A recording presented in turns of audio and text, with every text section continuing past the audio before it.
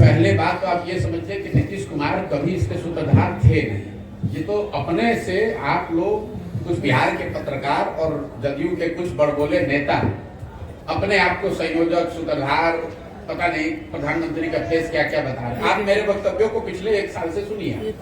मैं बार बार कह रहा हूं कि पहली बात, इंडिया अलायंस जिस तरीके से बना है, जिस तरह के उसमें प्रयास हुए हैं, मैं ऐसा नहीं समझता हूं कि उससे उनको कोई बहुत सफलता मिलेगी। इसलिए नहीं मिलेगी कि ना उनके पास कोई नैरेटिव है, ना कोई पब्लिक से कांटेक्ट है, ना जमीन पर कोई काम हो रहा है, ना कोई उनके लिए नया प्रयास हो रहा है, ना आपस में उनकी सामंजस्यता है, ना कोई चेहरा, ना कार्यक्रम। तो कैसे आपको सफलता मिलेगी? दूसरी बात, अगर जो भी उनकी ताकत है इंडिया अलायंस की, उसमें नीतीश कुमार का क्या था भाई? पटना में एक बैठक होने से आप लोग कह रहे हैं कि नीतीश कुमार ही इसके सूत्रधार है। इंडिया अलायंस में सबसे बड़ा दल कांग्रेस है, दूसरा सबसे बड़ा दल तृणमूल है, तीसरा सबसे बड़ा दल डीएमके है। नीतीश कुमार को पूछता कौन है? ये तो बिहार में आप लोग, हमारे चूंकि मुख्यमंत्री हैं तो हम लोग को इन पर बोलना पड़ता है। आप किसी दूसरे राज्य में जाइएगा तो कोई इस बात का संज्ञान भी ले रहा है क्या कि कौन है नीतीश कुमार? आप जरा ये समझिए कि नीतीश कुमार क्या ऑफर कर सकते हैं किसी दल या गठबंधन को। इनके पास कोई इतना बड़ा ये चेहरा है नहीं, कोई आइडियोलॉजिकल विचारधारा वाली पोजिशनिंग है नहीं, हर 6 महीना पे पलटते हैं। पूरे देश में इनका नाम है पलटू राम। दूसरा, इन्होंने गवर्नेंस के स्तर पर पूरे देश में सबसे गरीब और पिछड़ा राज्य है बिहार। तो ऐसा तो होगा नहीं कि केरल का आदमी कहेगा कि केरल को बिहार के जैसा बनाना है, इसलिए नीतीश कुमार को नेता मान ले। तीसरा, दल की मैंने सुनो मेरी बात। दल की आपकी ताकत है नहीं। कुल जमा पूंजी आपकी 42 विधायकों की है। ना आपके पास राजनीतिक काबिलियत है, ना आपका इमेज है, ना सुशासन गवर्नेंस है। किस आधार पर आपको कोई नेता मान लेगा?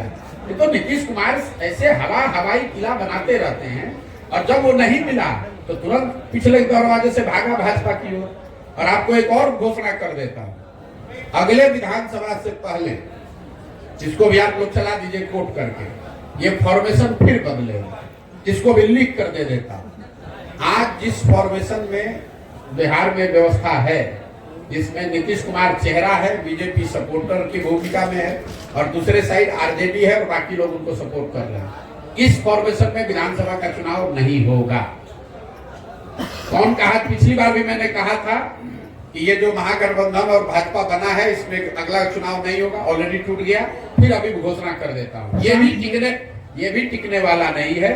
अगले विधानसभा से पहले आपको बहुत बड़ा उलटफेर बिहार की राजनीतिक परिदृश्य में, पूरी इकोसिस्टम में देखने को मिलेगा, और ये लोकसभा चुनाव के 6 महीना के अंदर आपको दिखेगा। आज यही नीतीश कुमार हैं जिनकी दशा यह है कि 40-42 को विधायक जीता हुआ है, और एमपी के चुनाव में हारने के डर से ये आदमी फिर भागकर भाजपा के शरण में गया है कि अगर मोदी जी भाजपा का सहारा नहीं रहा तो खाता नहीं खुलेगा।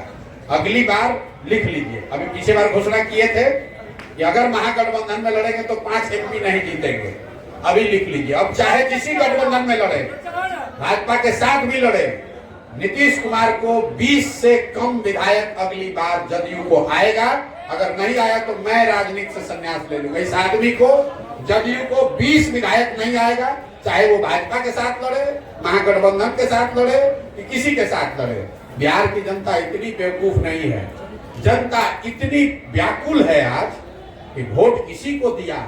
ये आदमी पलट के, आप समझिए जनता आज कितना असहाय फील कर रही है, वोट किसी के नाम पर लिया। ये आदमी अपने आप को इतना चतुर समझता है। ये चतुर नहीं है, धूर्त है।